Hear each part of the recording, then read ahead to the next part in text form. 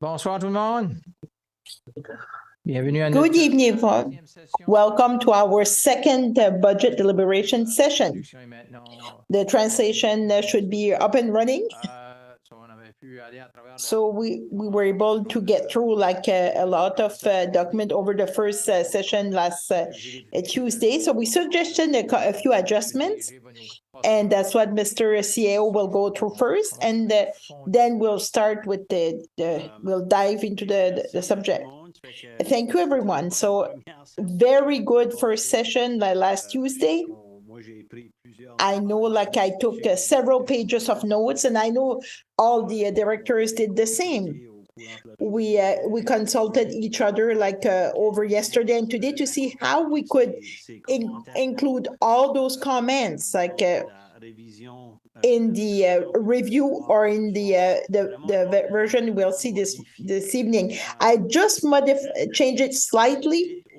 I will just go through quickly through the modifications, and then Carol will be able to discuss a couple of points. So you will remember that we had a reserve fund, like the operating, it was close to $121,000. It gave us a little bit of flexibility by relying on the comments and the reaction of the council members. We would recommend, well, it's up to you, we would recommend to add on this 121,000, we would have another $100,000 extra in the budget for new sidewalks. That would bring like the new sidewalk to $450,000. And plus we have a budget for the sidewalk repairs of $300,000. So we would have $750,000 altogether for the sidewalk budget for 2024. And there was a $20,000 that was kind of missing for the Chamber of Commerce. And the administration initially had removed that $20,000 from the budget because the campaign I through Shediac that was related to the pandemic ended. Now, Councillor Boudreau had some meetings with a representative from the chamber, and they still wanted to have like a new campaign in 2024. So we would put back that $20,000 again in the budget. And the other projects, like for downtown Shediac and the Chamber of Commerce, they're part of the budget. So essentially, those two organizations would get all they asked for from the municipality. So downtown Shediac would have $40,000, Chamber of Commerce a total of $50,000 in project. And on the question to increase like the salary of the volunteer firefighters, so I met with our fire chief and his coordinator yesterday morning. So we look at this, we look at different options and scenarios, and you would remember that I had mentioned there were like two lines, like there was a line for honorarium and a line also for the Firefighters Association. But in fact, like the two are used to pay salaries. We said instead of having two lines in the budget, maybe it's not clear enough. So we would adjust the line like for the Firefighters Association to zero, because there's no other reason to have money in that account, and we would apply the full amount at the line for honorarium. And we also had applied like a rate of 3% increase, because that's what we were giving like to the employees, and the employees is based on their collective agreement of our unionized employees. But the consumer price index should be around 4%. That's the forecast. So since they are volunteers, we would go with that index, a 4% increase. And it would give them like a new budget envelope of $161,000 for the salaries of the volunteer firefighters and the fire chief, who is here this evening. So if there are any members, the chief agreed with this approach for different reasons. So it would be another adjustment we would be doing.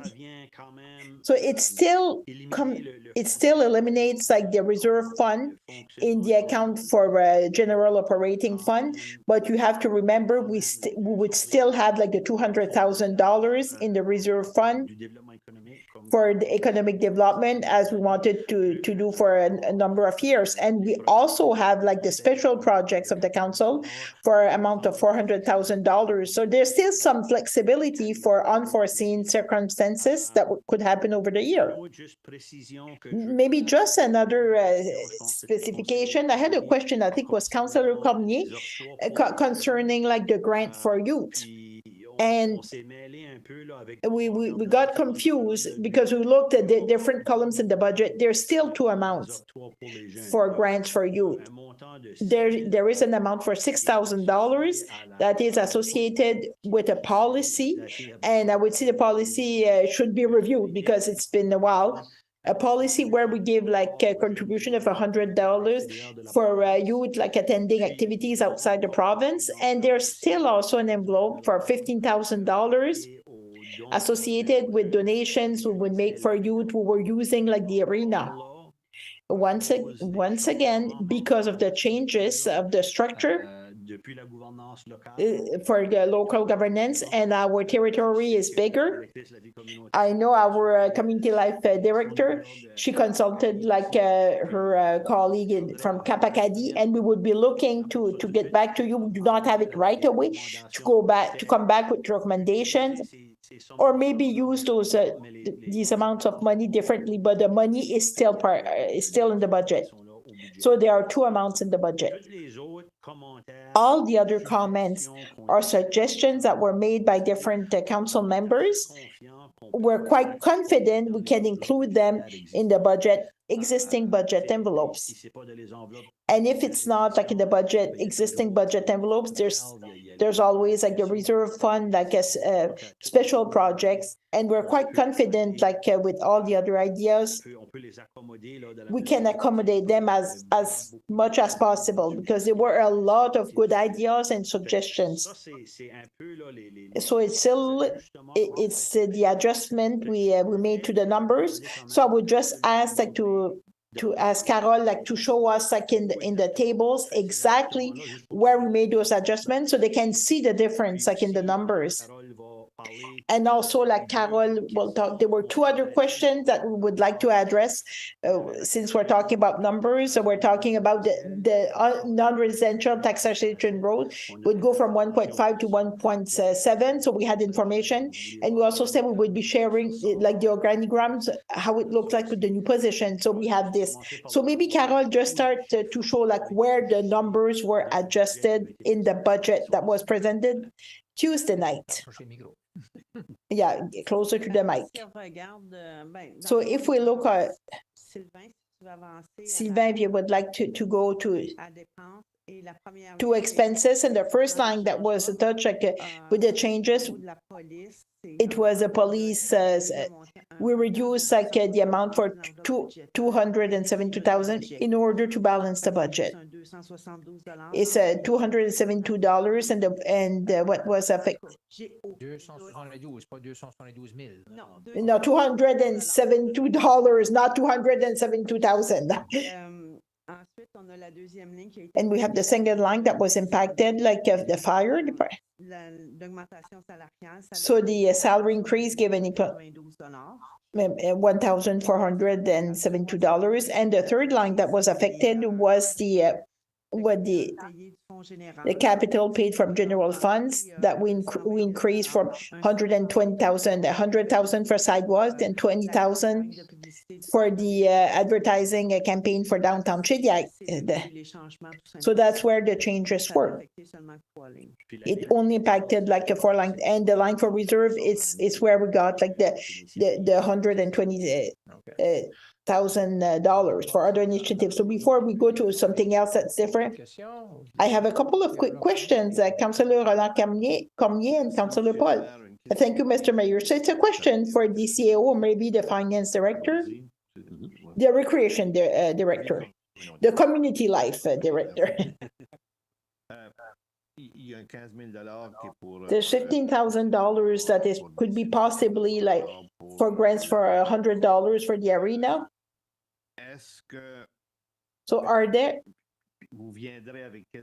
and you tell us what you want to develop. But I would like for you to consider, like in the municipality, there's not only like people who play hockey, we have people who play baseball, people who play soccer, people who play volleyball. So there's all kind of different sports, like people are participating. I think on the policy, we should not discriminate against the person who do not play hockey. I know hockey is important for many people, but a lot of people, for them, it's not important. So I'm hoping you're taking this into consideration in your budget discussion. So when you'll come back with some things. Thank you, Mr. Mayor. Julie, I think it's pretty much in line with. So the goal with this, and by looking what's done in the neighboring region, is to include more than one sports. So does it mean I'm a visionary?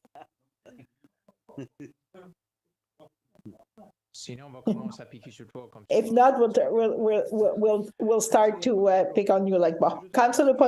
Slide d'avant. Can you go back to the previous slide there, please?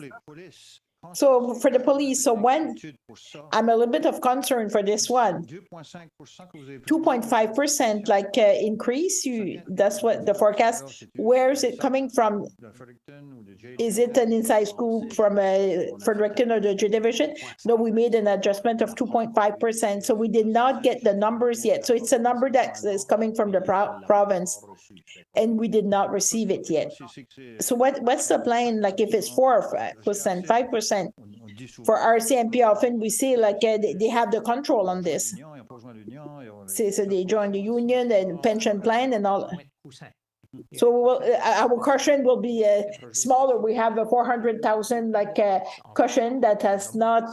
There's no expenses, so the budget, the cushion will be smaller if we have to use it for the unionization of the employees and the retroactive. They will have for a certain number of years. Since we are part of the contract from the province decided to absorb like the cost.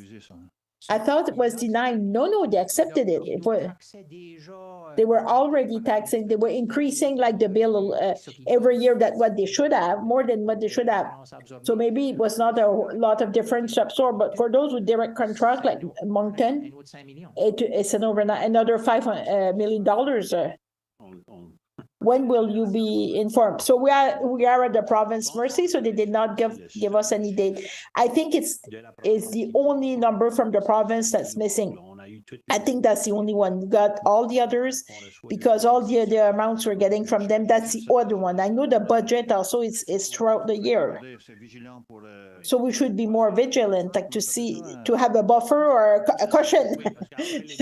Because after like the discussion, as I mentioned Tuesday, so the intent would to bring the budget for final approval at the regular meeting of November 6th. So if we get this information before November 6th, we can make adjustment accordingly. So there's no reduction. I would be surprised. Cheaper. So one thing while we're on the police subject, meeting also the Minister of Public Safety, like about a couple of weeks ago, Mr. Austin. So the province wants to adjust like the average number of police officers per population. So the ratio and the Southeastern, our ratio, we should be higher. And it's not the case. I think it was 0.8 officer per, maybe they wanted to increase to 1.0. I think what they're proposing is 1 point, like for Southeast. So it's in a provincial contract. So it includes like Kodiak, like the Greater Moncton area, and Sergeant Mayat. I confirmed that he understood. It's not set in stone, but it would be 2 additional officers for the Shediac detachment. So once those 2 new divisions coming, it will not be in 1 week. At least it's not a bad news. Ouais, ben ça, puis la And the province, for the extra, like 80, I think it was an extra, maybe like 80, like 50. It's a province. They already announced that they will be absorbing the cost completely. I said that, well, that's okay. province est généreuse, well, So when the province is generous, I will not say no, but c'est aussi. Conseiller Jean-Claude Bertin. Councillor Jean-Claude Bertin, thank you, Mr. Mayor. Pompiers, So for firefighters, so they increase, combien l'heure, là, c'est- so how much are they paid an hour? So Ok, how does it work? merci d'avoir posé, je voulais le mentionner. Thanks for asking the question. I wanted to mention it, so the fire chief explained how it works. Il y a pas de taux horaire. There's no like a fixed hourly rate for volunteer firefighters. So the way it works throughout the year, the fire department or the chief takes into account all the calls and the numbers, the members work on those calls, and every year, like the total amount is divided like in the budget envelope.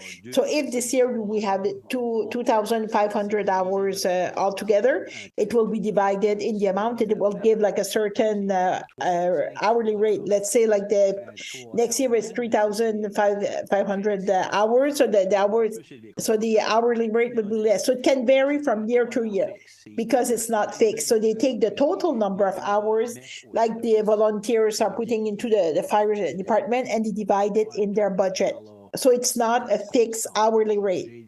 It can change like every year based on the number of calls it will receive. Is it good, Chief? He's saying yes. The comment is not audible because he's not speaking. He's off mic. Thank you. Councillor Patricia Bookchovak, I just had a question. So when we talk about budget, I know like how do you name the like the captain and all the others? So they have a certain amount extra. Right? Does it come out of the same budget? So you're just removing those amounts, and so he's off mic, so I can't hear him. Oh, okay. Fire chief can give us like some details. So there is some training also that's removed because they have a training once a week and they're paid for that training. So they're paid for maintenance also once a month. So it's removed also, so deducted. So at the end, so it goes from the hours like they put in, like for the fire department, either training or the call. So all the work they're doing, they're paid for, one way or the other. Except like if the volunteer barbecue, it's not on this one. No, that's doing some volunteer work, so it's not part of it at all. And the employees, do they have honorarium because you're paid? No. Like you and your assistants, honorarium because you are employed by the town. Thanks for the explanation. I learned more like Ah, okay. The fire chief explained like for him and the coordinator like during their regular office hours. So they're paid like their full-time salary for the municipality, but for any hours they put like during evenings and weekends, it's put like in the same category or the same accounting than the other firefighter because they're working as firefighters. Perfect. So I think for this one we're good. Part 2. So part 2, I will ask Carol, maybe just quickly. It was the question for the non-residential taxation rate. So she did some calculations. She will share them with you. So I did the recalculation like the tax base. So I made the table. If we had the rate of 1.7, so I recalculated like the tax base. So it gave like a gap of 39,450,000 dollars and 40 cents by doing recalculating like the tax base. So that's where So our mandates will increase, and we will have an increase of $474,000 in revenues. So we have to understand, like, it's all and you see, like, I really identified, like, point du change. I identified also, like, the LSDs, and also according, like, to the former boundaries of the town, like the impact it would have on businesses. So we see, like, the difference, like the gap of 474,000 in revenues. It's with the old boundaries of the town of Shediac. So it's the business owners, like, of the old former town of Shediac that will pay the majority of the amount. So it was mentioned, like, to see if we did the rate at 1.7. So I did the exercise, and it's not up to us to decide. It's you to decide as a council. So which direction you want to take. So if we increase, it would generate maybe close to $475,000. Close to $430,000 would be generated, like, within, like, the old Shediac. Old Town of Shediac. And if we look at the properties, like in the Old Town of Shediac, well, I mean, what's in the commercial zones is the main street. It's all the businesses, the McDonald's, it could be Golden Fries, it could be like the Pump House, the Tate House, etc. Like it. So it's where, like, generate a lot of revenue. It's a bit different, like, compared to a municipality that is more like industrial. If I go to Chipman, so they have a big mill, like wood mills, so they pay J.D. Irving. So there's not a lot of tourists. They have less. So here, like, the businesses, like, they're mostly, like, they focus on tourism. So it's something we have to take into account. And what's in Skodux, Shediac, I would imagine, like, a good part of this would be within the industrial park. I don't think there's a lot of business, like, along, like, Route 132. Hesitate, like, before I give the number of the road, like.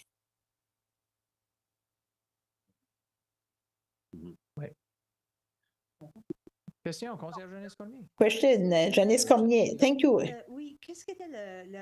What was the rationale, like, to go to 1.5 to 1.7? Is it just a number decided? Is there a justification, like a rationale? The province, previously, like in 2023, it was the first time that a municipality could adjust its taxation rate. Previously, it was 1.5. You have no choice, but now they could lower it to 1.4, or you can increase it up to 1.7, depending on the municipality. Last year, well, with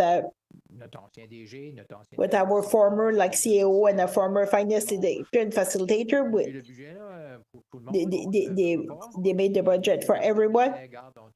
And it was like, they said, well, the motto was, do not touch any taxes. So there were no gap for 2023. So they kept at 1.5. Other municipalities, like, increased it to 1.7. I think we got a question from Councillor Cormier. How much does it produce? Is it $50? Well, it's not. Maybe it's not worth it. Like, it's $475,000 or more.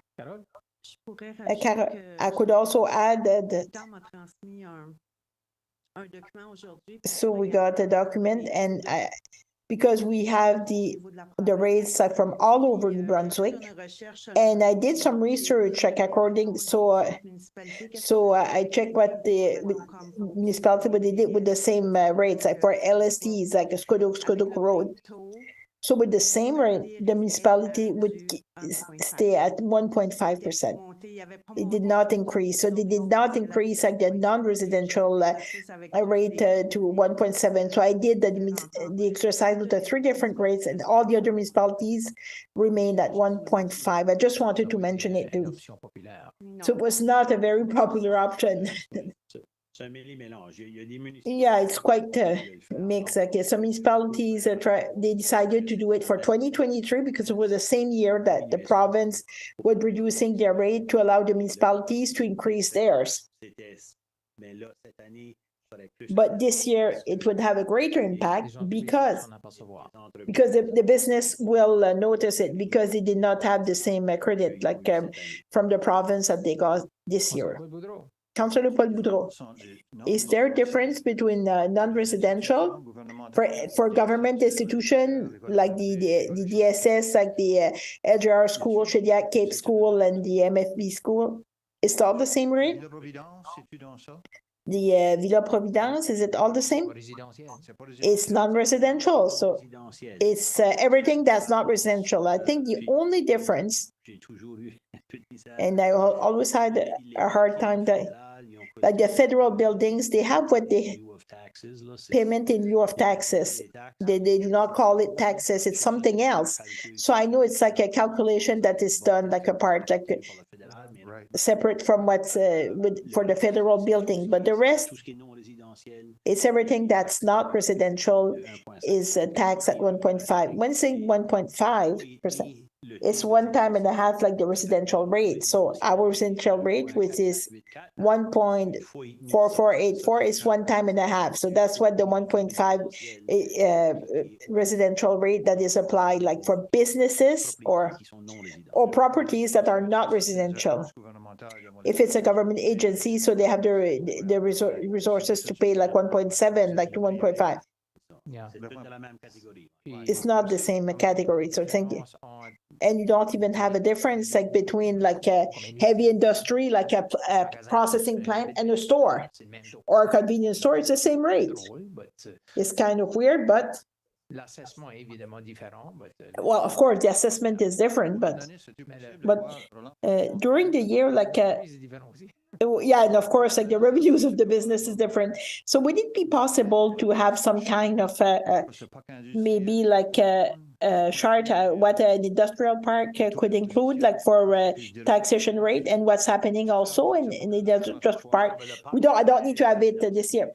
The park would be part of those numbers for Skoduk and Skoduk Group and Shediac Road and Shediac Cape. So all those numbers are captured there. So the only reason, I might have mentioned it Tuesday, the only reason Pointe du Chêne is separate from the LSD, because many years ago that Pointe du Chêne accepted to tax an additional amount for the operations of the community center. So that's why like they're always like on a separate line, because they do not have the same rate as the 3 other LSDs. You got that, Councillor? Yeah, okay. Hydrogen tax is about an extra penny, if I recall. Yeah. 1 point, whatever. Conseil Cormier. Councillor Cormier. Thank you, Miss. Thanks for the information.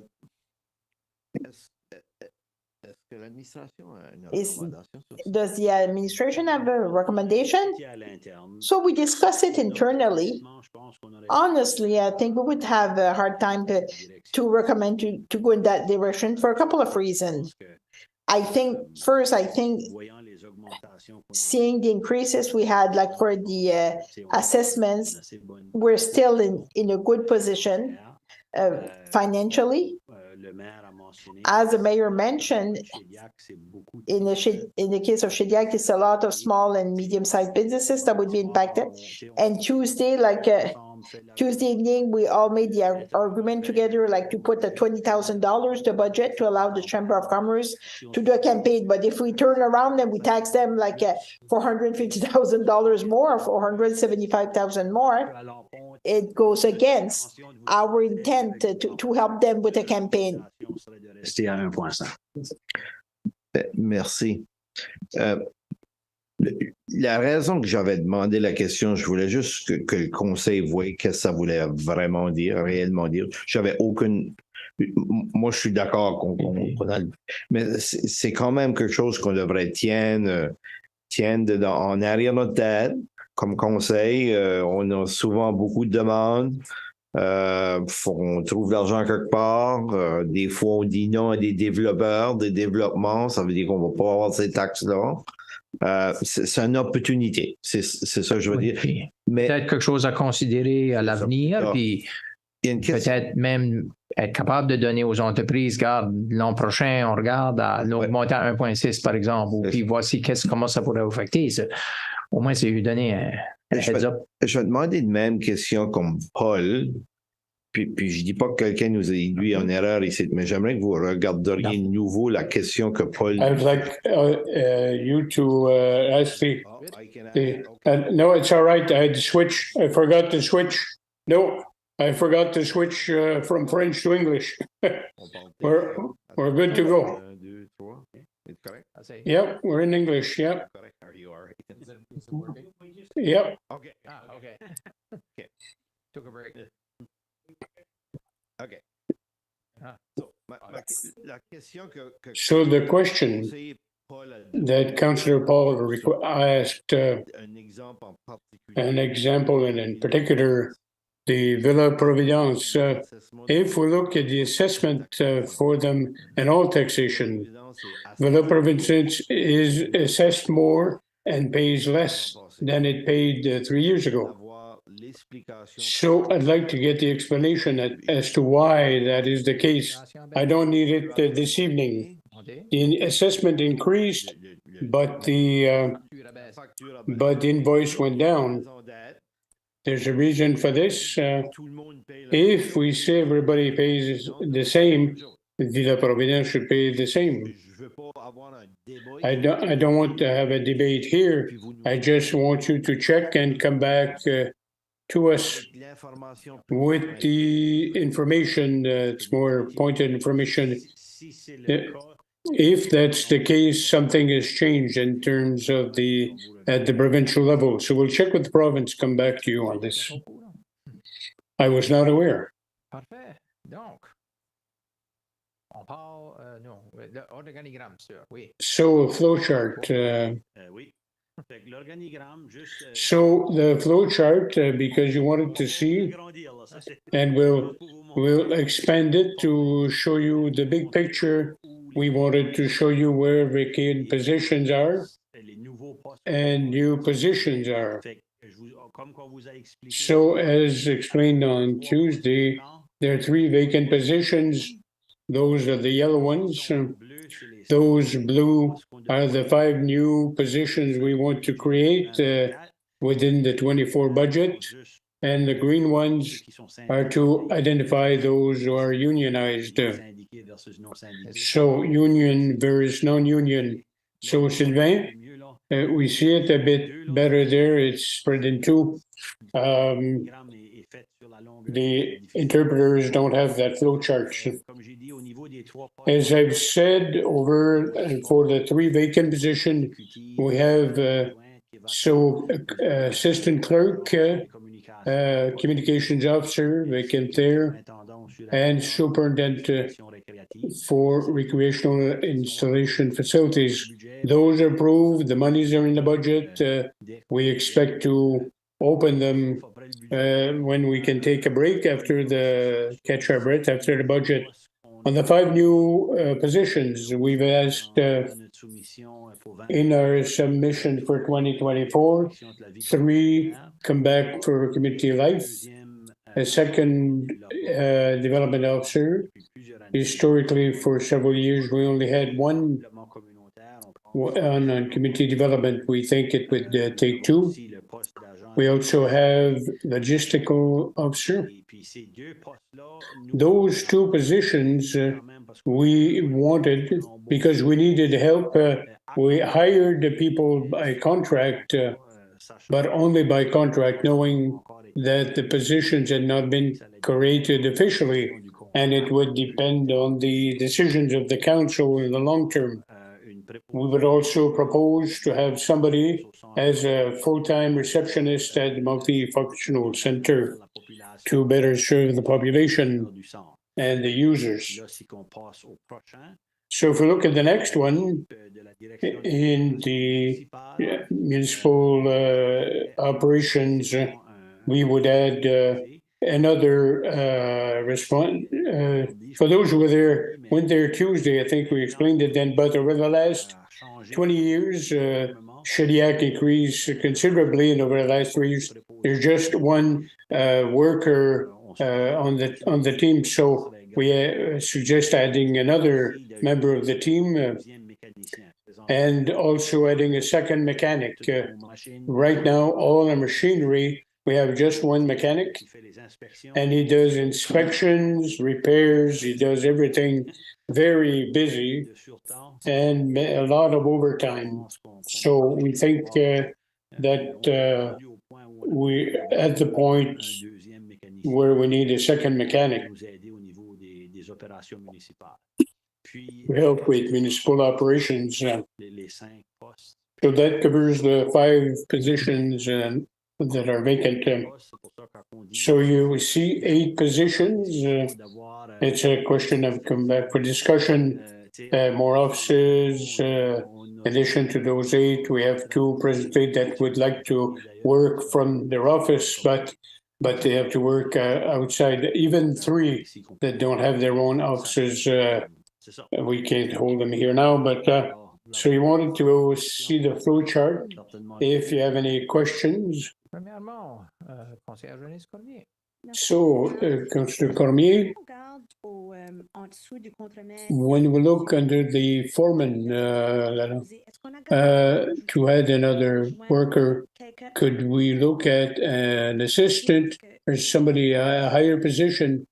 As we've looked at the building, there's only Scott knows what to do.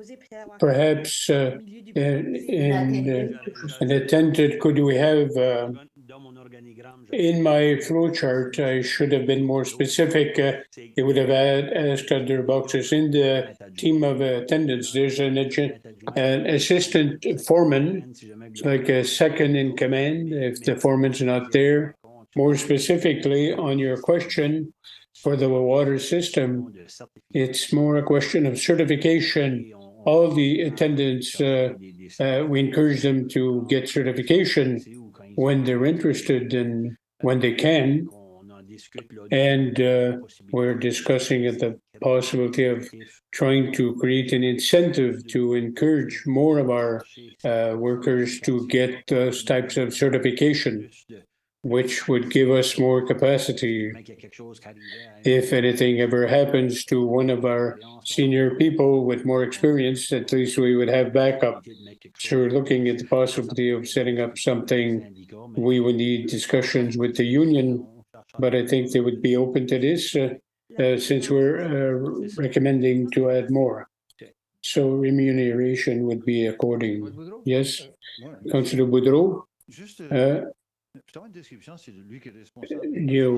You talked about logistics. He or she, what will they do? So can you talk about that?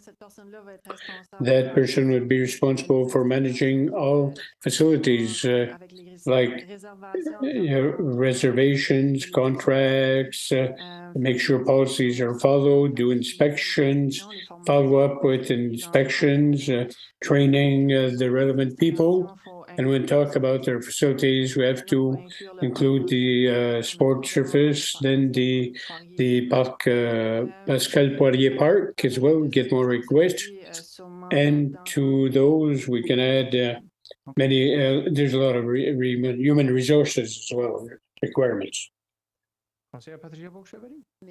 So, Councillor Shediac. So for the logistics and the other, for the receptionist, there would be those 3 people there. Logistics, community development, they could work. They work from the center.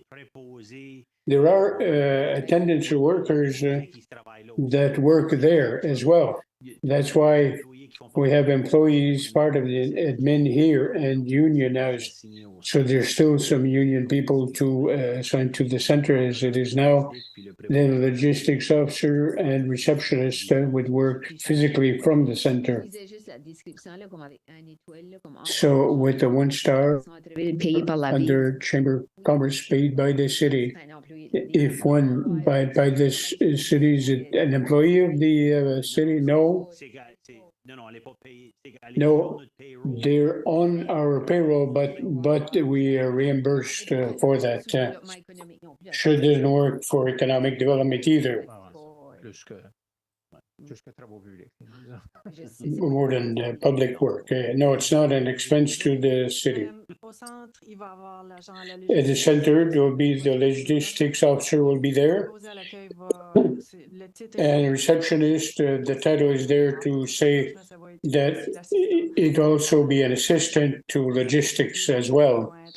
Those two people will be at the multi-center now, and if there's another center like recreation sport, it may, or a center, they might move there as well. Something for later, perhaps. All the documents we see on our screens, the people at home on YouTube, can they see this? No, they only see what's on camera. They see you talking. Should be practical to see those presentations. We can add for the interpreters as well. It would be.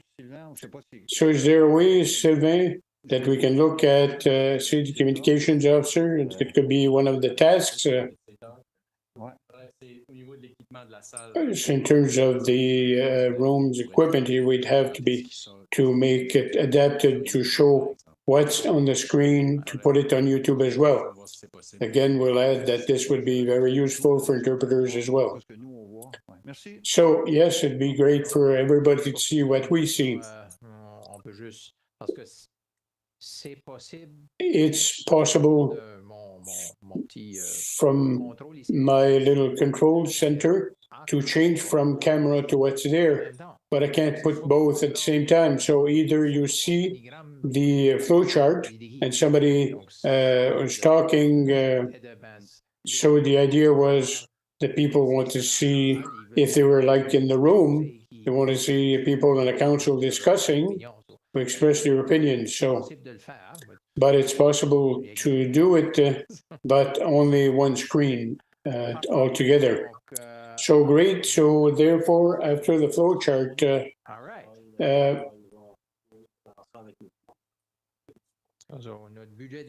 so the water budget, less not as extensive as the main budget. Like 2 days ago, Carol can go through the whole budget, keep your questions till the end, and she'll probably be able to answer some of those questions while doing your presentation.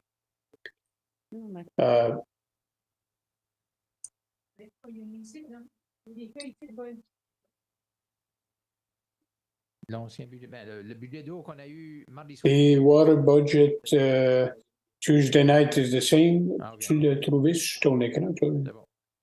Right, we'll try to find this in the documents. The same numbers. You got those? Yeah. All right. C'est à vous, madame. So go ahead. So we'll start with revenue, income. Okay. Okay. So the water tax, the water taxes will be earning. There's an increase of 100,000 to 156. So this increase is due to the number of units that went to an increase of 492. So we use the same taxation rate than the previous years. So it's $231 per unit. And then we have a reduction for the operation surplus. It's the surplus that we have to recognize maybe 2 years after. So in 2023, they had to recognize a big revenue, but for 2024, we only have we have a smaller revenue because we are making the necessary transfers. And then we go directly to the expenses. So for expenses, we have an increase for the administration. It's a 3% increase for salaries because those salaries are for administration and public works. It's a 3% increase versus last year. So those two increases is really for salaries only. And then for for insurance and property tax. So this increase for the budget for insurance, as I said earlier, the insurance budget for 2023 was imposed, and the insurance rates, I detailed all like the insurance invoice where it would go. So the budget for 2023, they were really not up to par what we were supposed to have. So I put like the real number for 2023 and an increase. So I made a 10% increase for insurance. So that's what's creating like the gap of $10,900. And there was also a small increase of $3,000 for the system. I didn't get it was validated with Robert. So with the calculation, with the real of we're talking also of it's quarterly billing, and the budget for 2023 was really too low compared to the real. So I made a $3,000 increase. And also for administration and other, we want to have like the line like for training and conferences. We increase the budget for $5,000 because we want to increase the number of training sessions, because it's kind of an incentive. We're talking for people like we want to get some certifications, and then the service fee for machines. Well, it's some fees. We put $3,000 more for fees that are billed like to accept like a payment from our citizens. For interest, the interest and the principal, it's decreasing because we did not have like new loans. And then for as for the capital, we put like the extension for Bowbridge Street, and we put also the same for Foss Bridge, Chesley. So it's on the water section. So it will impact. So we will have to transfer some funds from the general capital like to the water fund. So it's the water part that impact those two street segments. So these. So for the obligation, so it's coming from our long-term debt, like debt, and I did increase also like the bad debts, $5,000 increase, and the capital reserve for water. Well, it's an amount that's being there like to balance the budget, and we have a $621. So that this is the water budget. Questions on that one? Councillor Roland Cormier. Thank you, Mr. Mayor. Thank you, Carol, like for your presentation. There's a couple of lines I would like to understand better. So the capital reserve, like for the water fund, do we have a reserve fund for the water budget? So we have a reserve fund. So the water fund, yes, there's a reserve fund. So how much money would we have then? So I can anticipate it. I expected those questions, so I have the financial statements. So for 2022, so it's confirmed like the reserve fund for the water fund, we have $99,582, and for the reserve fund for water capital, $1,046,052. So these are the amounts that you could. 23. It's at page 23 of our financial statement. So. It's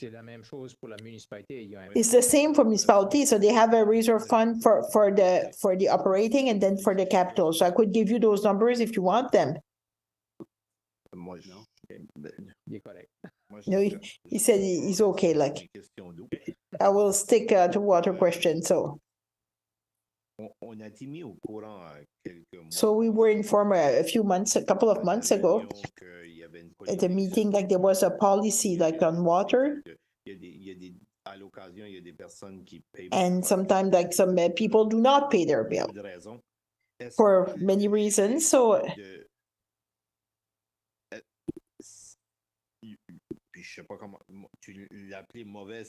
you said like bad debts. I'm convinced it's more than $15,000. So is it millions or? So the last report I had, so I do not have it with me, but it was over $1 million. So I'd like to know, maybe it's not with the budget, but the point I would like to make is if we have bad debts, if we have like a certain number of people who did not pay their water, those who pay like their water bill, they pay more in reality because those who do not pay, they do not pay. And it takes a certain number of $1 million like to operate the water system. Those who do not pay well, I would like to look maybe to see how we could put all of this together to see.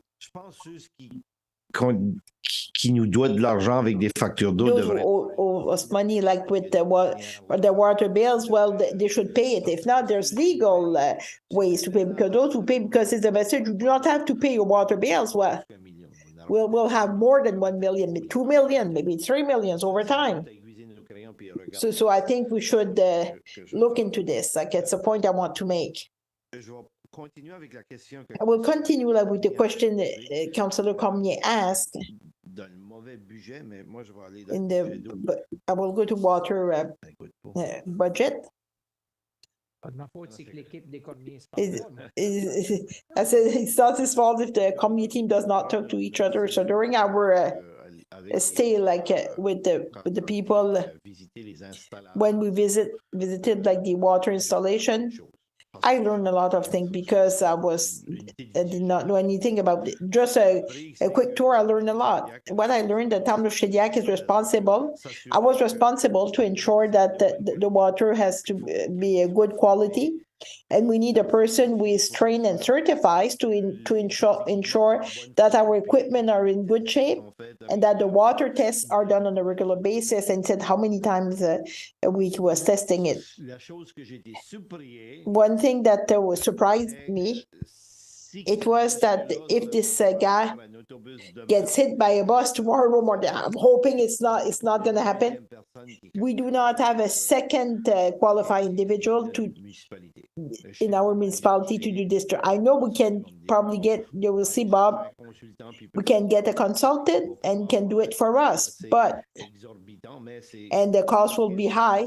Worst case scenario, that's what you would do. And there's also other things municipalities are doing.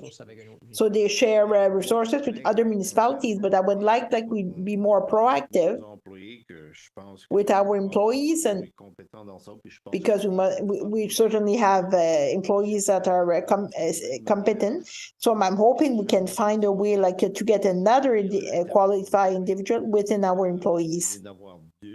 It's better to have two just to be safer, to make sure the water, the citizen drink is in good condition. Maybe more than two, more. And I would encourage our director, Bob, to make sure during the budget process to talk to our employee and do this. I think it's important. It's to be done. And Bob, I think I don't want to put you on the spot to put words in your mouth, but I would like to get a comment on this, Mr. Mayor. 100%, I agree 100%. We need to improve the certification level, to have more individuals who have this training. We're working on this, and we just hired a new assistant just lately, like foreman, assistant foreman, and what the criteria is to get his full qualification. At least, like we'll have our number 2 there, but that's what we're doing, like just short term, but long term, we're looking on some solutions that will encourage other people to get the certification. So thanks for your question. Councillor Peterborough. Thank you, Mr. Mayor. So it's more just do like a follow-up of what the Councillor Roland Cormier was saying, like for the bad debts and also like the millions of receivable. Like the receivable, the million is part of receivables in the budget. So what I understood, like in the past, like a lot of this, good part of this amount, like this amount became very high because of the policy on the interest, like combined interest. And I'm convinced, like, to be realistic, we'll never be able to collect like all our accounts. But I think the policy was put on a compound interest. It doesn't make any sense because it became very high. And I think we will have to look into those interests. And I think we should. And I agree, like people who owe us money, they owe us money. Like I think, like the compound interest, like not help the fact that people are not paying their water bill. I would like to see, like, to be able, like, to make some accounting, all the compound interest, not what people owe us, but what this amount represents, the compound interest on $1 million. It could be like 2/3 or let's say $500,000 or.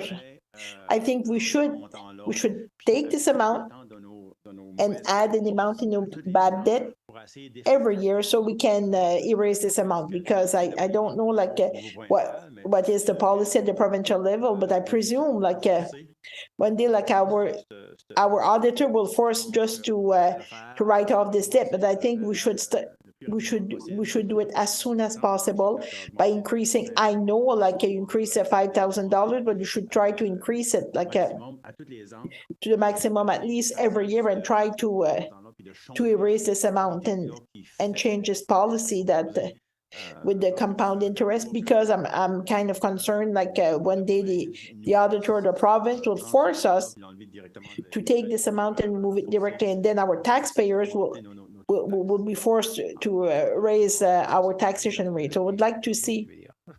You mean for the water bill, like, I mean the water bill, not.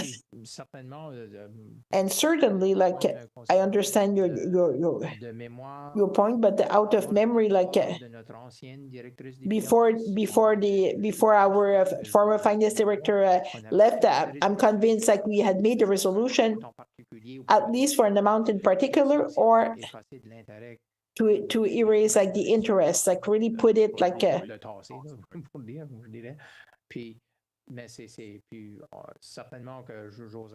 and certainly I would imagine, like, the finance director, like, will be able to. She's there. I think it's her third month, so maybe during the year, like, we'll be able to go forward. I do not want, like, to tax. The taxpayers, like, have to absorb this amount, like, if ever, like our auditors of the province would force us to write off this amount. We need to make, like, an adjustment. I think we should achieve to take advantage and increase, like, maybe this amount. So it's good. So it covers, like, the water budget. There's still another, like, fund.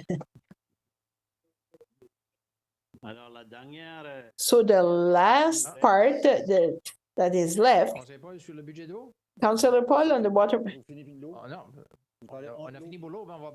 So we're done for the water, but we'll get into the capital budget. But in the capital budget, I would like to thank Bob and his department. Like, finally, I think it took 20 years. Like, the work on the Ohio Street, they're almost done. So finally,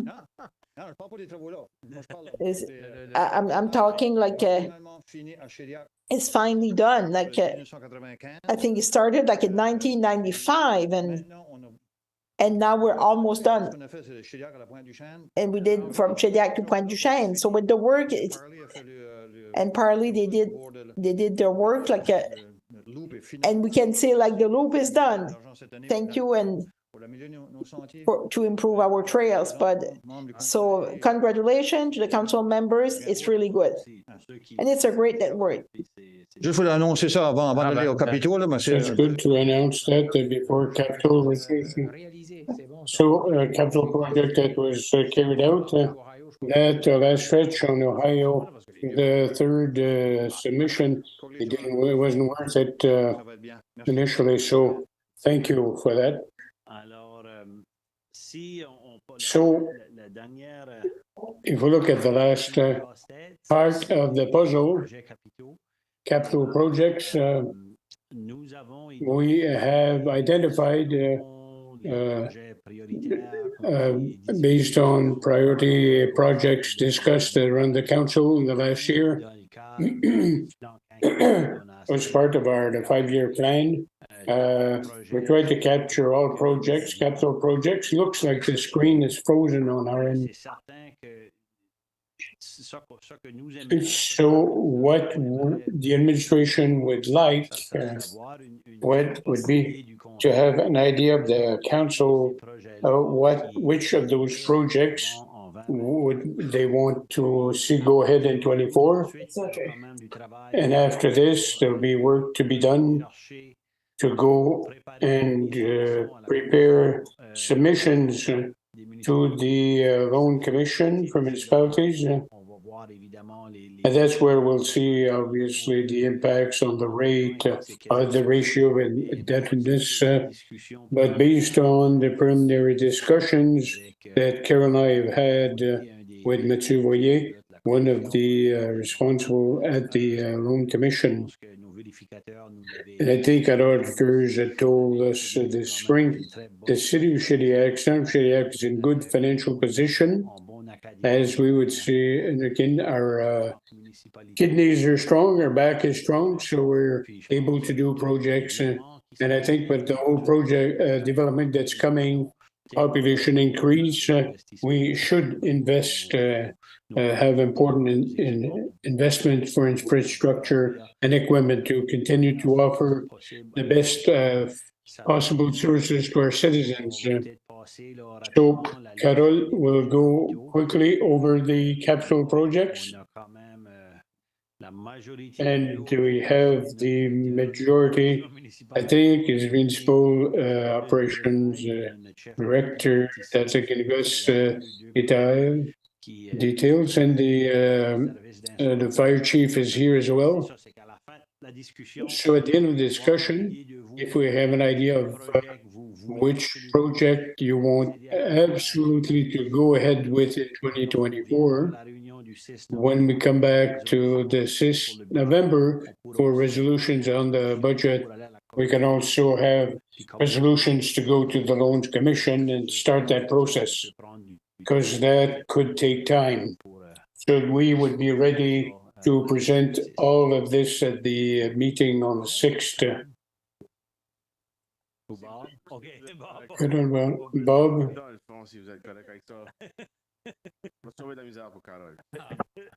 So,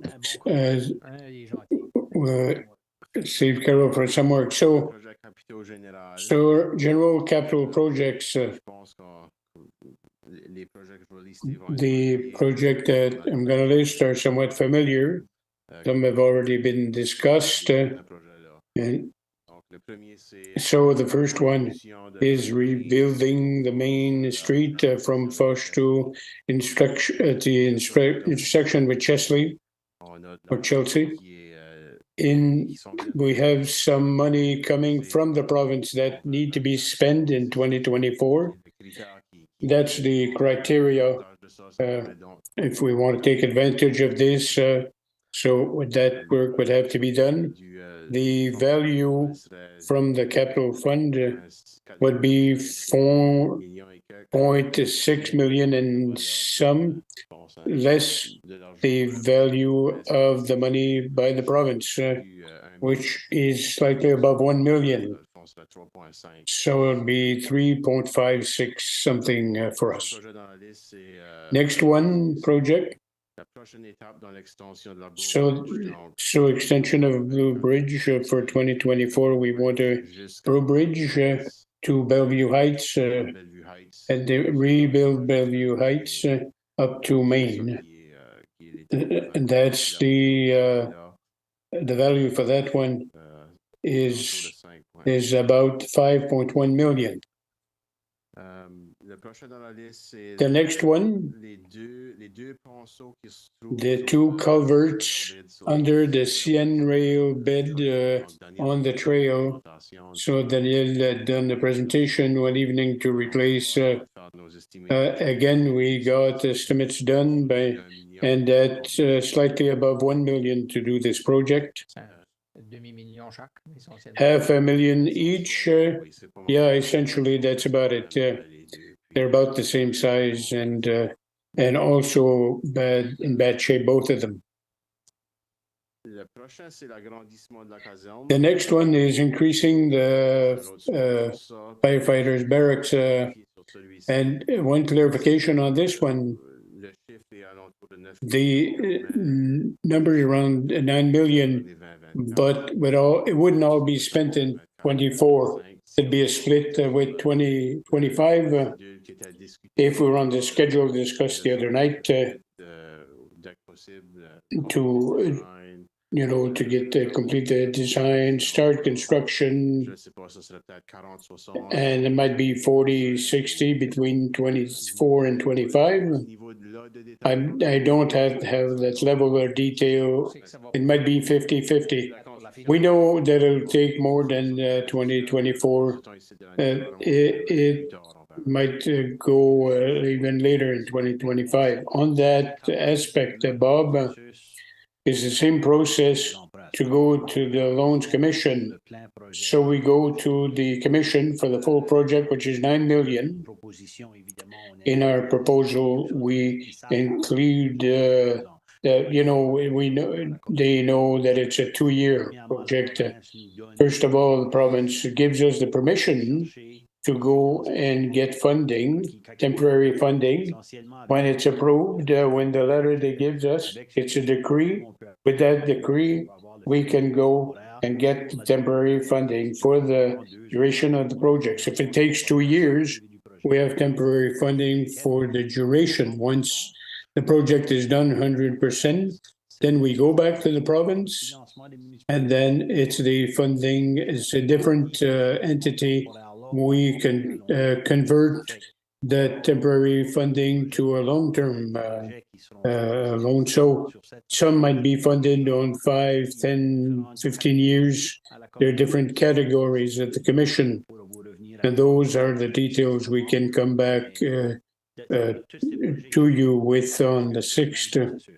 But that's the same process. We go to the Commission, they give us temporary permission, the temporary funding, and then we can have long-term debentures, and that can be spread over several years, depending on the type of project it is.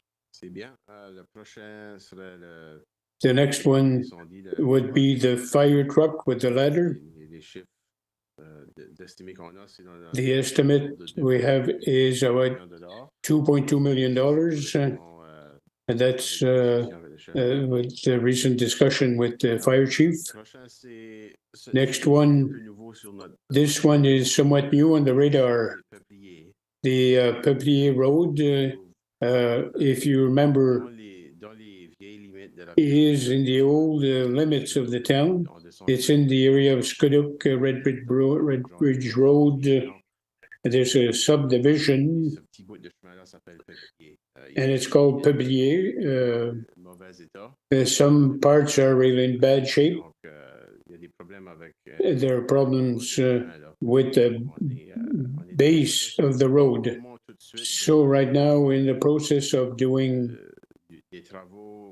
some paving work That will buy us some time to put it in good shape enough for a year or two max. And then we've started to design how much it's going to cost to repair it as should be.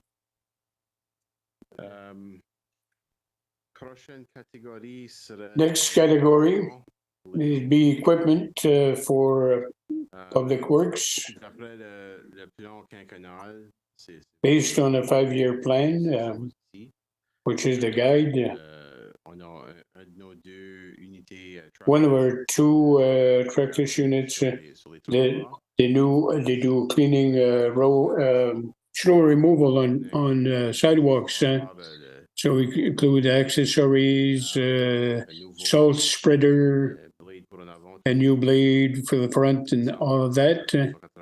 That's about $285,000. In equipment, one of our plow trucks needs to be replaced. So with the truck plow and all the equipment, all equipped is around $450,000. Our sweeper, the sweeper truck, the one that vacuums along the road, that one,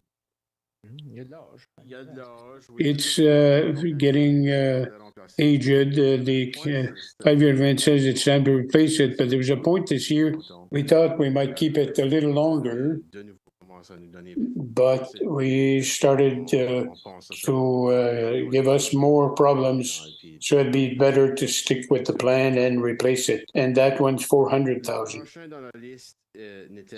The next one was not in the 5-year plan, but that's from discussions with Public Works. We think it'd be really an important addition to the fleet for winter capacity. Will be a third loader, 40-ton.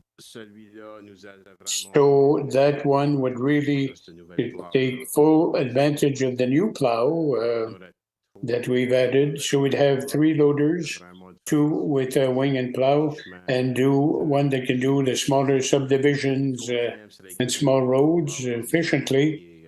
And the third one would be with the existing plow.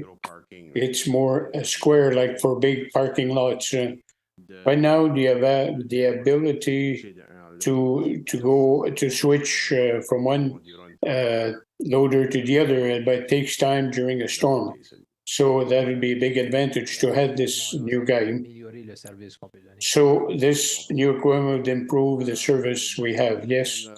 The last item to improve the water treatment plant. So 2 things happening there. We did the Bellevue Heights, well, there in 2022. And this one was supposed to come online in 23. We couldn't do that because the condition of the water, it needs more water filtration or treatment equipment to be able to use it in our system. So it's something we just discovered after the installation of the well. So that's a factor. Second one is the filtration union under the center are at their full capacity. So if we had other wells, we would have a bottleneck. So another filtration unit, a third one, to remove manganese from those. So a third one will be able to take full capacity of the rain and be well positioned for the water need in the town. Only one thing to add, maybe not everybody knows where the water treatment plant is. It's the building on the bridge close to the oldest water tower, if I understand correctly. That's where the rain brings the water there, and distribution is made from there. So it's the heart of our system, of our network for potable water. So that's the list. Thank you for the explanation.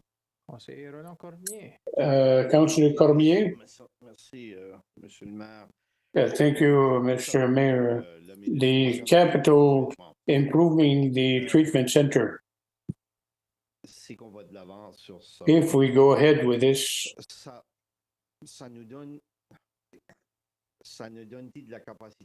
does it give us capacity for the next 4 years?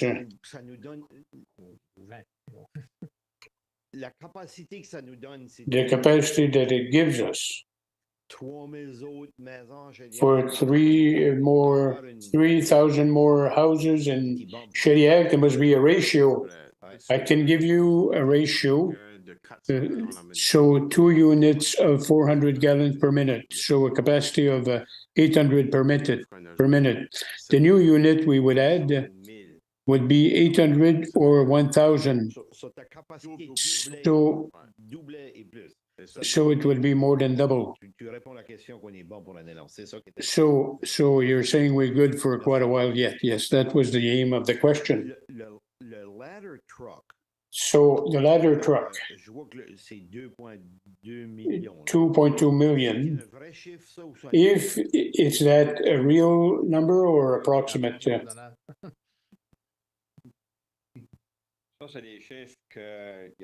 These numbers we got from 3 companies, about 2.2, 2.1, 2.5. So the numbers are similar, 3 companies. If the council said yes on November 6th, Donald, what is the delivery date? About 40 months. 36, which would be 3 years.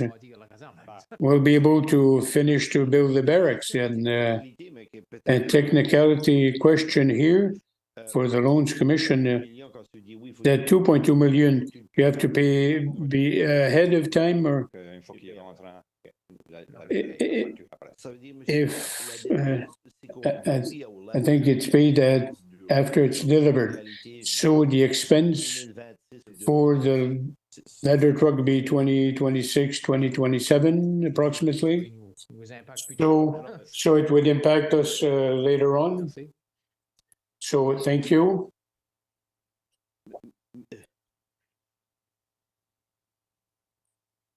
Okay. Main Street, Chesley. Main Street, Frost Chesley. Main Street, Frost Chesley. So this one, there is some funding from the provincial government on that one. So it means like that one, we cannot say we'll do it. It has to be done. It's a bit higher. I think you brought it a couple of months ago. So the exact amount, like 1,028,000 plus HST non-recoverable, and we did not get an answer. We did not get a definite answer. If you remember, like a couple of meetings ago, like we submitted our new list of priority, and in the letter, like the minister sent to the mayor, this still said like the province are taking into consideration the cost of all those projects increase over the last couple of years, and they would see like what could be done to change this amount, but there was no guarantee. But at least they were aware like the cost of increasing for project, and they're looking if they can give a little bit more, but we did not get any specific amount of money. So Mr. Mayor, like the question you're asking, so I understand the process. So you're asking like for those items, we said priority 1, 2, 3, 4, 5. Is it how it works? It's my first rodeo, so I want to make sure like I understand. Well, essentially, we have to do like a kind of prioritization, and we see if we do not want, we cannot do all of them at once. Like let's say like we're at 23 millions, and well, we cannot go more 18 and a half, just to give you a number. Say, well, okay, like which one do you want to remove from the list? So if you need to do so, like, we might do the whole list, but If we yes to ladder truck, but can remove it on our list. So just if we say yes to ladder truck and the expense 2023, so it means in reality we only have like 21 millions and not to contribute. Still have to borrowing board and ask the permission like to purchase even. If not, we can not even ask to buy it like that. Oh, thanks for the information. I just want to understand what. So asking my priority, it's a fire station. It's my first. And if we do get from funding from the Department of Main Street like Foss Chesley, we need to go there. It's my second and my third. I will let my colleague decide the others because we do understand like the trail culverts, they are the end of their life and they will probably like the longer we see they will damage and it will become dangerous and we will have to close a trail or part of a trail. But so these ones are more urgent like for many reasons. And for Beaubridge, well, it's a new section. It's a small new section of the road and some improvement of an existing street that was done. It's not in a good shape. And it was the vision wanted to complete Beaubridge Street, wanted to bring it to Ohio Street.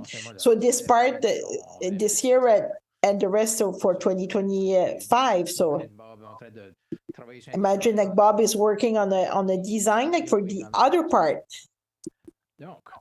that will be coming soon. So many other questions. Councillor Janice Comey. Thank you, Mr. Mayor. What is our debt rate right? 10.2%.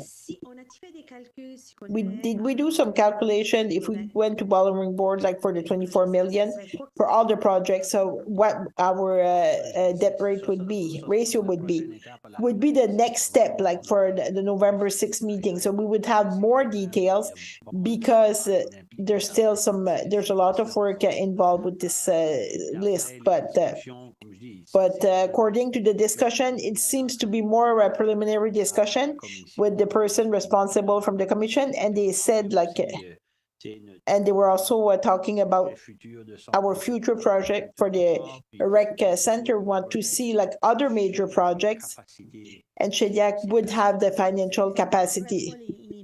So our hands wouldn't be tied if we say we would go forward in 2025 with. Of course, like every year, like we have other loans, and some of them are paid every year. So at high level, like at first, they were not concerned at all. Even just to have some kind of deadline to what ends in 2025, 2024, 2026, it would be nice, like just to know. And if it's a lot or not a lot, like, so we have it because it's part of the financial statements, because a couple of years we were at 12, 13%, is it? So now we're at 10.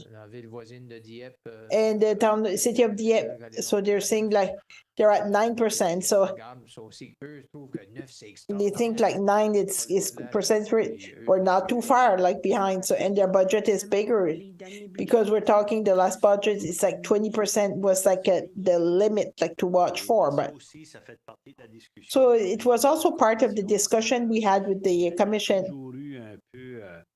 There was always this guideline that we're saying that a municipality should not go over 20%, except like they realized like maybe one of the consequences, unforeseen consequences of the local government this ratio now they're like all over and less credible than what they were before, because you have some municipalities that amalgamated, and all of a sudden, like we have that belongs to different parts of the municipality. Even that 20%, this measure will they would not be as strict, like for the couple of years until they solve all those issues. Because in our case, it did not have that impact because we just got like 4 LSTs, but many other areas of the province with municipalities were amalgamated, and it became very complex, like trying to sort all of this out. Councilor Lloyd. Carol and Bob, your figure for $9 million for the fire station. Are you comfortable with that figure? Considering construction escalations, you know, when you look at 25%, even though we might be bringing this in 2 budgets, it's a serious situation that you have to take into consideration. And have you looked at that? Bob, if I may, just one clarification. I don't want to get into, but it would be over 2 construction years, but it's not over 2 budgets. It's only going to start impacting the budget when the project is finished and we convert the short-term financing into a loan. During the construction, which will be over 2 years, I'm not when you disputing start that. on construction, you start with a cost. Oh yes, for sure. Okay. But I want to know. I want to know if that $9 million is an effective cost. Yeah, no, That's my point. No, and I'll let Bob answer that question. The point I'm making is that $9 million doesn't come from our operating budget. I realize that. Yeah, okay. I just wanted to make sure. I realize that. We have seen in our region with other programs for utilities, some expanded percentages on costs that came from mistakes made originally. No. Yeah. I'm just asking that. Yeah. So as per the presentation the other night, it is a Class D estimate that we have, right? A Class D is plus minus 15% at best in accuracy. What I can tell you is the architectural firm and the sub-consultants that have prepared that estimate have used current numbers because they tender jobs all the time. They do have the current and buffered that by another 15 or so %. So we feel it's pretty safe. That's all I want to hear. Thank you. There you That's number 1. Number 2, under our equipment, have we ever considered, and I don't know how municipal financing works on this, on lease options?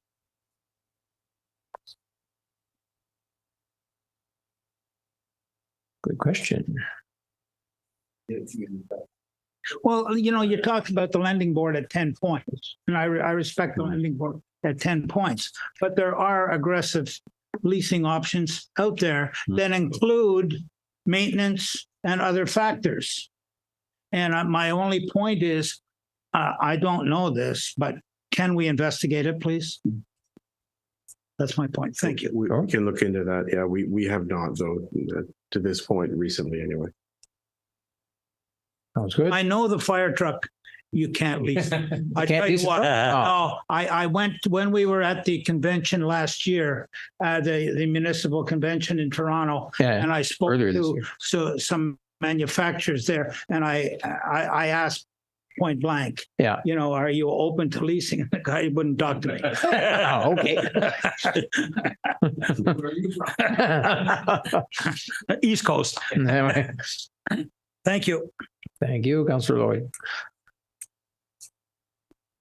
Madame la maire suppléante. Mrs. Deputy Mayor, thank you, Mr. Mayor. I always expect my question will not be adequate, but I'm trying anyway. I agree with what's happening. I'm not the number person.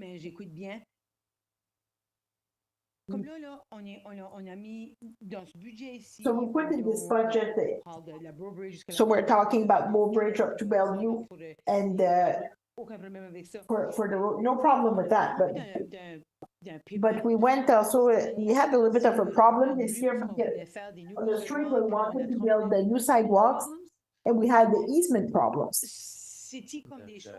Is it things like we want to do some street extensions, but not the Bellevue Street because it's a new street, but are there did we investigate it more? Like, because we lost like a year of sidewalks and we have some for next year, but sidewalks will not have. So the money is our money is in our surplus, but the sidewalks were not built, and we know we might have be able to build more, like maybe a meter or two, like that we will build next year. I'm just talking for easements, and I know like we're not all aware of this. What came to mind is why going down Bellevue Street are still the ditches, or we all fill them, because it will be like a collector street, and they will have like a sidewalk, full story sidewalks. So like, so when we went to Boulder Street, we did not have a choice. Nobody asked, so they went. So we had some. We had. Is it the same? Like people. The property goes more closer, like to the street. We have to ask permission. So there's enough width, like in the right of way of the city, the town, to build up to standards. Like it includes also the street at the normal width, and the sidewalk on one side, and a multi-use trail also the other side. So that's the plan for now. So it wouldn't be a problem. Like we'll have a problem with the sidewalks that were part of the budget that we presented Tuesday. So otherwise, I'm okay with all you discussed this evening. Next one, Councilor O'Brien. Thank you, Mr. Mayor. I'm happy that the firehouse is there near the lights.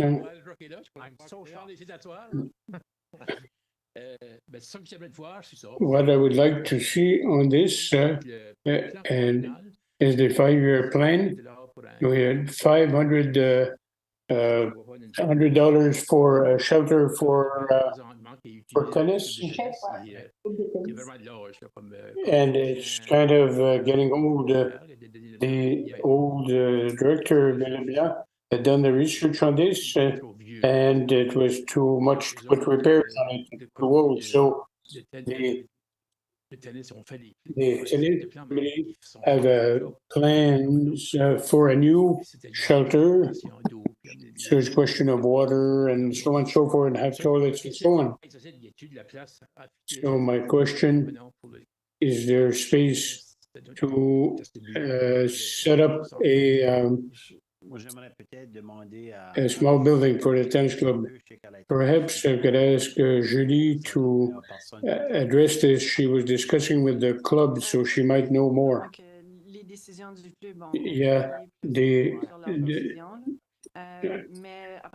club decisions after evaluating the plans and the mayors don't reflect today's reality. We put it in the budget to assess it with engineers and consultants, and so the numbers today, we want the numbers to get the real picture of things. We just want to bring the study up to date and be done in 2024. Okay, so then we would have a number rather than just a vague estimate. The plan we had went back to 2017. So it's about 30 years old. It has been brought in from some other place, so it's really old. So we'll reassess what the needs are, what if there are new needs, and so that's why we budgeted for assessment by engineers. Thank you. Councillor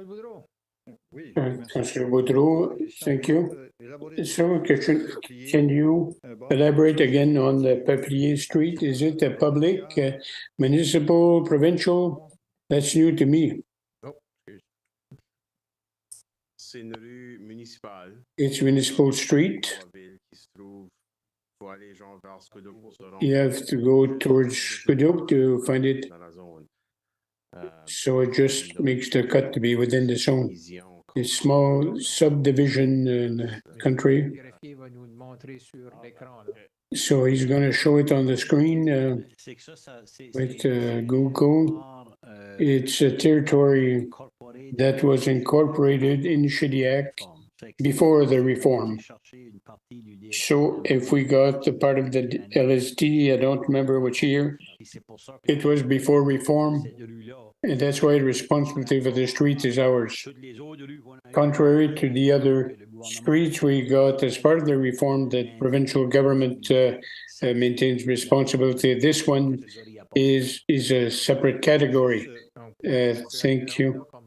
And you can see on the screen, you have the Red Bridge Street coming from 132. There's a small loop. A few houses near the Squiduk River. On the other side, some of those trails are for outdoor trails. It's really the last loop at the 90 degrees in the road. That's where it changes with the province. It's kind of a horseshoe. I respect the assessment that was done. Consider, I mentioned the 5-year plan. We shouldn't neglect it should address the old streets, Hamilton, Collier, Como. You need to. There's also a study done on Gallagher and the others. So both at the same time. So right now, Bellevue, going back to the fire truck. Don't forget the deadline. We were supposed to invest from 800 grand to 1 million fairly soon.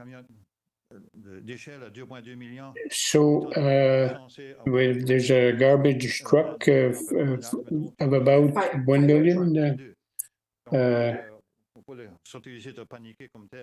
So they shouldn't panic.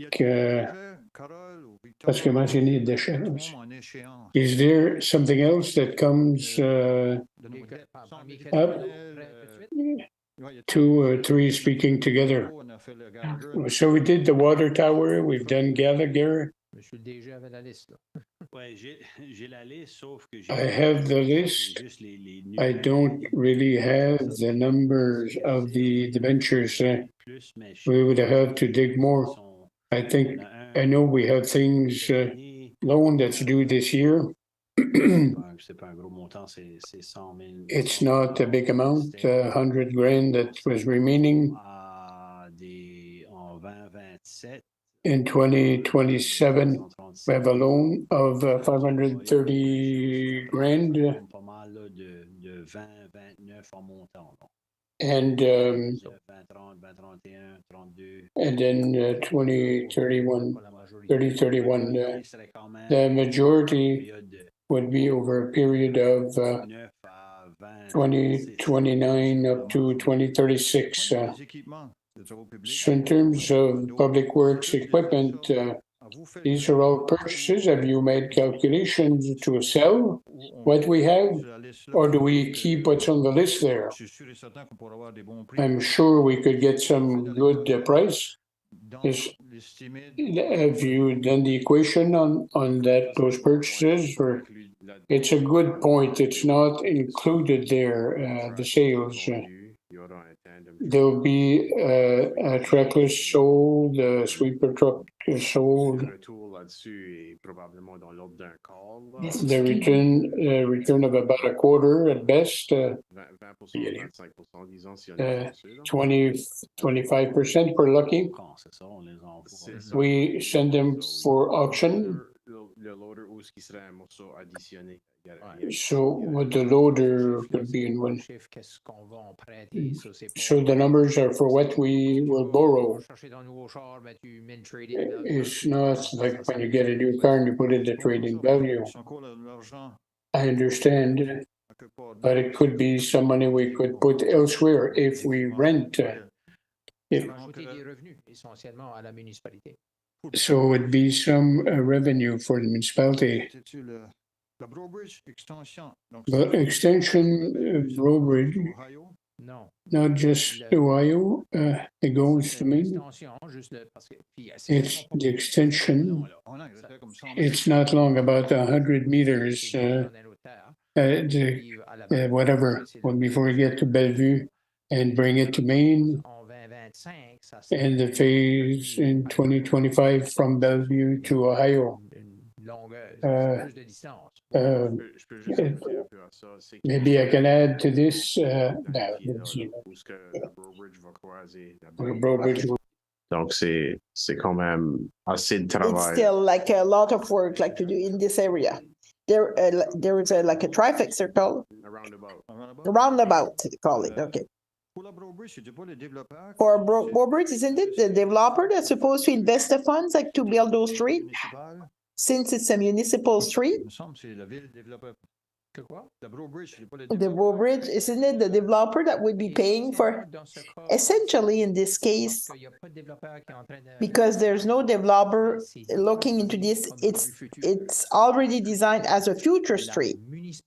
So the municipality essentially will act as the developer, and when we have development on those streets, those developers, they will have to pay some frontage, which will pay for the street after. So make an investment, but we will get our money back like as the Beaubridge develops. So it's just to clarify, like on the first. So the frontage opportunities are quite limited. Like it's after, like when we go to on the Ohio road. So there will be several opportunities. Just a couple of items. Thanks for patient. Like for the sweeper truck, like $400,000. Wasn't there some discussion like with the neighboring community to share like this resource, and including like the purchase? I thought they had mentioned that Kapakadi or Kapakadi might be interesting to have a sweeper truck. Was done before it was done, but I heard it like with the CEO's meeting. I think the Kent Regional Service Commission is purchasing a sweeper for the municipalities of its commission. And they had offered to other neighboring municipalities like to participate in I know Kapakadi had get on board, but Shediac did not get involved. As some works, let's say like the fire station. Are there any other funding sources? We're talking about communities got almost $1,850,000. Will it have an impact on our borrowing requests if we rely on revenue that would be coming from other government sources? Just to specify what happened in Bouctouche. Bouctouche decided like to apply its gas tax on this project, fire station project. So the government, federal government, like they kind of modify the rules so to allow like different types of projects. So the last gas tax we had here, we invested it on the Main Street project. So we could have. So the next gas tax that was not announced yet, where everybody is working impatiently, like the council could decide like to take part of this money and apply it like on the fire station, because the fire station would be considered like an eligible expense. It was not always considered, but it's the case. So Bouctouche chose to take part of its gas tax and invest it in their fire station. It was to invest it there on any other project. Yes, there would be other like other sources of revenue like that could maybe help with those amounts. So we would still borrow like for the whole project. So if we need finally like to borrow less, well, we will adjust accordingly. So it's when the work is completed. And I think Carol would like to add something. So when we go to borrowing commission, it's for the project. If we get some funding from different sources, So when we want to finalize the loan, it's a net. So we cannot ask for total funding if we did receive the funding on this one. So it's really like the net amount that we can ask long-term. Murray spoke about the prices. That's here on this document. If we go to the borrowing board with, let's say, the amount for Main Street, 4.5 million, do we go for that 4.5 million? What happens if the soumission, the tenders is 5.5? How do we react to that? Every municipality is stuck dealing with those situations, and you'll recall we were in that situation this year with our project on Pleasant Street. Right. We had gone to tender based on estimates that we had. The tenders came in more expensive. We ended up having to divide the project into 2 phases and go back to the capital borrowing board for the second phase. So that's a reality that all municipalities face. I mean, the estimates are as good as they can be, but until they're tested in the market. And I know the last meeting we talked about sometimes the timing of when you go to market can make a difference, because you want to be on their first lists of projects when they're as they're filling up their season. If they've already got their season full and you put your tender out, well, then the prices tend to be higher. So there's a timing mechanism or consideration that comes into play as well. But if it happens, we'll have to adjust, just like we did this year for Pleasant Street. Just one more. It's really, really nice. But what's interesting also, le budget de cette année, 1.6 million pay-as-you-go. On pourrait voir la liste plus tard. 1.6 million pay-as-you-go. Could we have the list later? I know we had the list. You had the list like in your package. Like I said, you can't find it, but this year, like it cost 1,248,000 to pay like the debt, and Janice asked for the debt ratio. So like so 1.2 million, like we can do like a lot of nice things with this money. So that was it. Thank you. Councillor Peterborough. Thank you, Mr. Mayor. With the debt ratio of 10%, so it gave us a lot of freedom, like to maybe do all those items. And I think those items, like it's well done. I have no problem with that. There's only one question, like for the equipment for public works. The sweeper truck. And it's a comment I hear often, and I would like for Bob to make it clear. Like citizens are saying, why are we paying an employee to travel with a truck and a broom? And I don't know, like I don't know, heard it. I heard it like a few times, like many times. Quite often, and I cannot even answer the question because there doesn't seem to be a big difference. Like all the equipment, like for public works, I find is really like nice. But why are we paying for this? Because we could have a plow or something like that. But in general, like, what does a sweeper truck do? Like, there's a couple of reasons. I would say like the most important reason, like for the practicality for the town, like.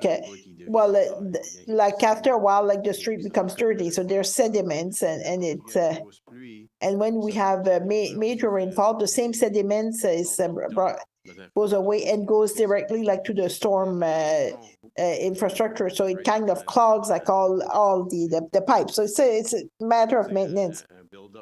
It's not to cause buildup in those pipes. So that's the main reason. But reason number 2 is the appearance and the cleanliness, because the road would become really dirty if we did not sweep it.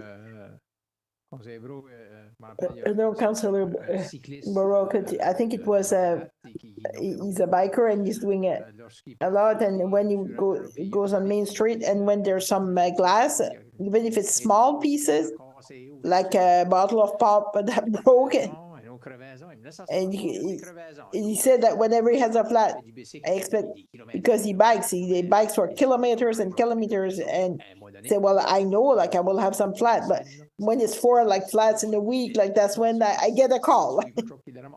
And the sweeper truck picks it up, so.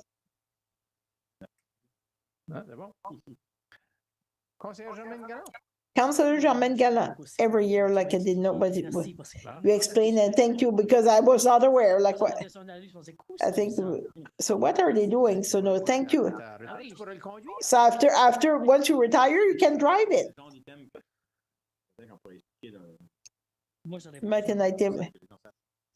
Maybe to explain it, it's kind of unique as an equipment. Yes, Germaine.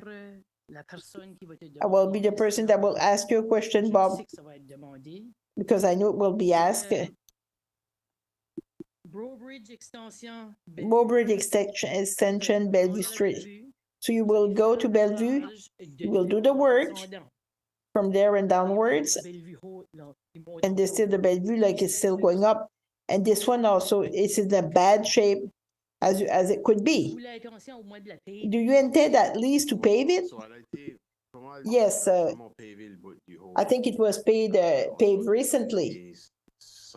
I think it was within the last 5 years, and it's quite in a good shape. Like I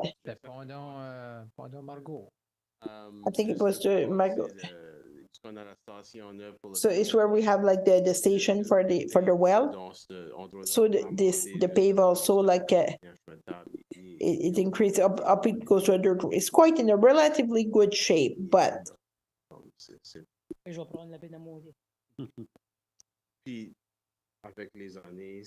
And over the years, like depending what's happening,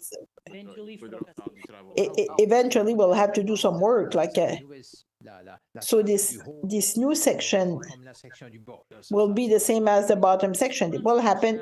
And I understand it's expensive, and I'm still hoping for my street. I'm still waiting for Hamilton Street. I just want to add a quick point, because Councillor Paul, you asked like for Calder, also Calder, Como, and Hamilton.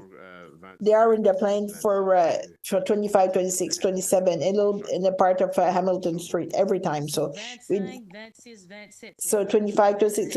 So I will have it in 27 because it doesn't start on my side. So 25, 26, 27. So by 2030, I should be okay. You'll be 97. So at least I could go down the street with my walker. Councillor Murray-Lloyd. Mr. CAO, multi-sports complex. That was a file last spring, we spent a lot of time on. We had architectural renderings. We went to the borrowing board. We were late. Has the file gone dead? No, we just for clarification, we didn't go to the borrowing board. We submitted an application for funding. No, but it's a very different process. The town has not gone to the capital borrowing board yet for that project, but we had submitted an application. The application was put together in about 6 weeks. Usually those applications could take a couple of years to put together, right? I mean, when the government announces these projects, they're looking for projects that are shovel ready. There's no way that project was shovel ready. So there's work that needs to be done. We've been talking about it regularly at the staff level. We have to start now putting together the business plan, the needs assessment. There is work that needs to be done. We have money in the budgets to do that. But we're also waiting for what the next funding programs are going to be, because right now all the funding programs between the federal and provincial government are expired. There's no more money in them. So until they get replenished, there's nowhere to send an application. So we're waiting. But while we're waiting, we are going to start moving that file. We have to start building the case for our application so that next time around, hopefully we will be shovel ready or closer to being shovel ready. But, I think I had said this back I was not surprised that that project had not made the cut. I mean, we were not ready to move forward with that project. So we do have to work on that for sure. No, I just thought that you might have wanted to put it in capital budgets, capital projects, because you never know when you could go to that. Yeah, no, but we have like in our engineering budget that we have for 2024 and in our consulting budget that we have for 2024, we will be able to start. It wouldn't be in the capital budget until the project would actually get underway. Yeah. Okay, thank you. Okay. It'll get to a point where we have a number that's a solid number, and then we can, move forward, hopefully with assistance from our different levels of government for partners. All right. Bob.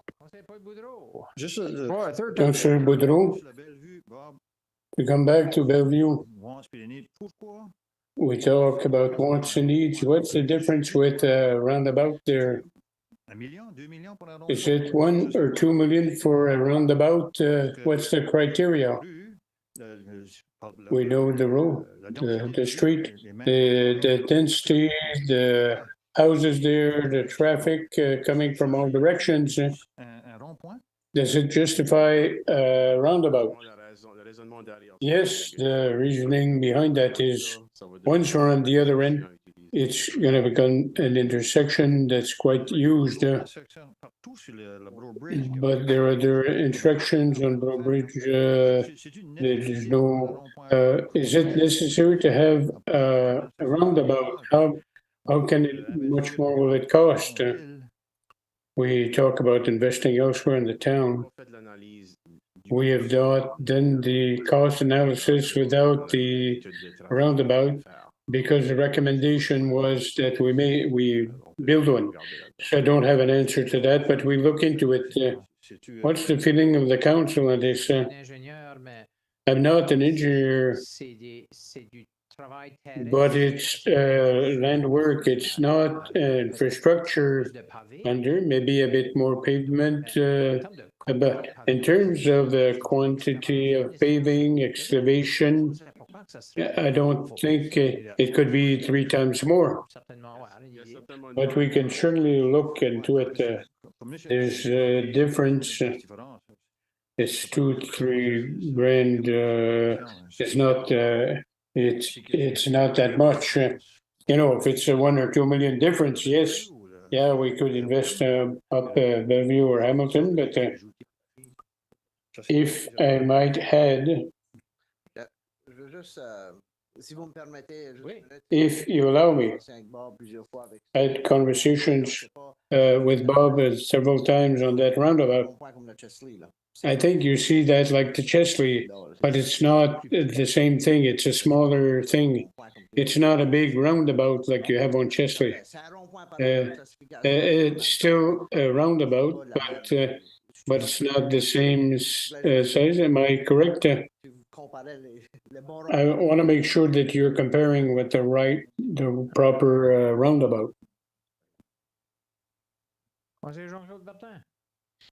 Consider Bertin. Access to water is something work can be done. We're still working on this.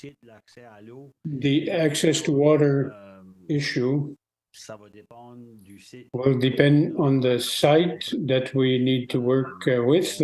First of all, the discussions are ongoing to try to get access to land in particular. If that doesn't work, we'll have to look at the possibility of perhaps buying the land, and we can use our reserve fund, capital reserve fund. That's why it's not in the budget, the operational budget or in the capital budget. The reserve funds are there for purchasing land. It's certainly an issue that we work on, I can assure you. But it'd be difficult to get the expected results. So that what we wanted to cover this evening. The question, if we accept the capital projects, I understand we need to go to the borrowing board in the budget presented this year. Even if we go to capital board, the expenses won't show until the construction is done. So there's no effect on the budget for this year. Is that it? The debt won't increase, but there will be some expenses if we start projects. We've already engineering fees that we're paying right now. If their projects get started, there will be some expenses that will be generated for 2024. However, I know for sure, if we want to start construction, to start a project, before starting it, we have to go to the borrowing board, the loans commission, so that we have our number to get the approval in order to undertake that project. So yes, as soon as the project gets started, there will be some incurred expenses, but those expenses will be on the long term. They'll be part as the long term project. So yes, we'll incur some costs in the short term, and we can, if we have the sufficient cash flow in our accounts, we can do that, or we can go to add it a temporary line of credit. But at the end of the project, all engineering fees will be part in the long-term loan that we're looking for. So we would use our cash, but it would not be an expense. So it won't affect the budget presented this week. The only expenses might be interest fees for the temporary funding. Thank you.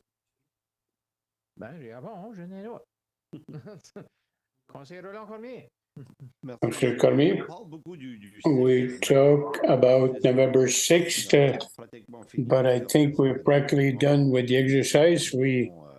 I think we've been the good members. We asked questions.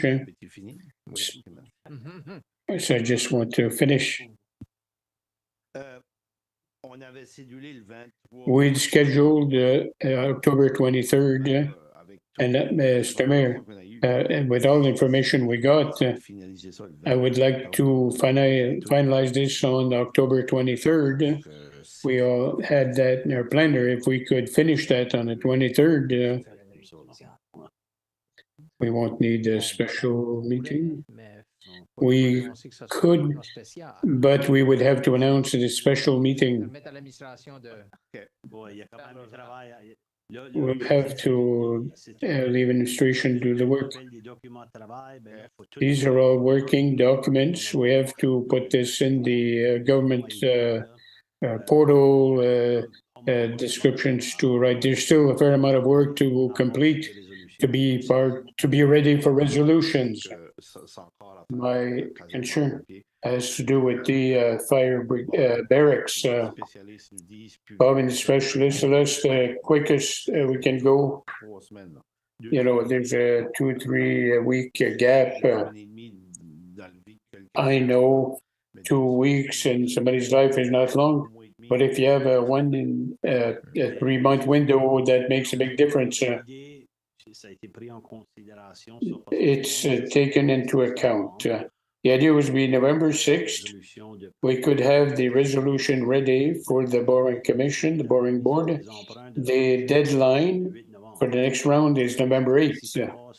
So if it's beyond the 6th, we send it to, if it's adopted on the 6th, even if it's 20 October, it can only before that, it was October 4th, but the next date would be November 18th. There's 2 or 3 at the same time, I'm sorry. Okay, would we decide on October 23rd? Thinking outside of the box. Thinking outside the box. If we did that, we could start with our projects with the barracks on the 24th. No, the deadline to submit, nothing will happen before November 8th. That's the deadline to apply. And then the hearing will be December 11th, and we have to put ads in the paper. But it's November 8th, the deadline for the province. Then the process gets started for the hearing of the commission on the December 11th. And then that's 2 weeks before Christmas. Would we get the answer of the commission before the end of the calendar year? But these are the dates that are imposed by the commission. So we can't do anything with the barracks before, even if we get a yes, we have to get approval from the province for temporary funding. Have a service offer designed by the architect. Some fees can be covered.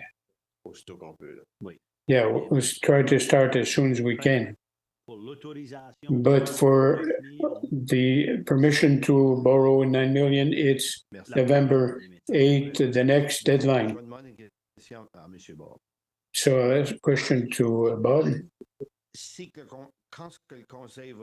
When, if the council says yes, we can start the work that you need to do before March 1st, give or take. You could start right away. That's the idea. So the point I want to make is if we have a meeting before the 6th, it could start earlier. That's the point that I wanted to make. Councillor Boudreau. So are we going to talk before the 23rd or the 6th or what? We're borrowing 24 million? Is that what's decided on the 6th? That's what the administration proposes this evening. Just for information. Can we get the debt rate, how that will be affected? We could get that for the 26th, for November 6th. Please give us to November 6th. There's a lot of work to be done. There's work to be done to prepare for this, but on November 6th, you'll have the big picture. You'll have, I just wanted to make sure it's transparency for the public. You know, there's also pay-as-you-go. We offer a lot of other services, but for 24 million, I'm curious to see how that would affect our debt. I'm also interested to know. I'm curious on how much we borrow in 2022, 2023. Do we borrow more than usual, or is it? I'm not sure. In 2023, there was no borrowing. When they did the first main project, phase 1, they made a request for temporary funding, and we've absorbed only the half of that temporary funding request. And as long as the project is not done, we can't transfer.